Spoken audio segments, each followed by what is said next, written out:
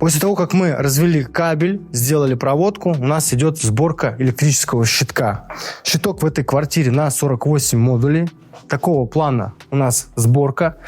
Перед тем, как собирать щиток, делается линейная схема, определяется нагрузка на помещение, определяется ампераж автоматов. Здесь у нас и водные автоматы, реле напряжения, УЗО, дифы, то есть все, что необходимо.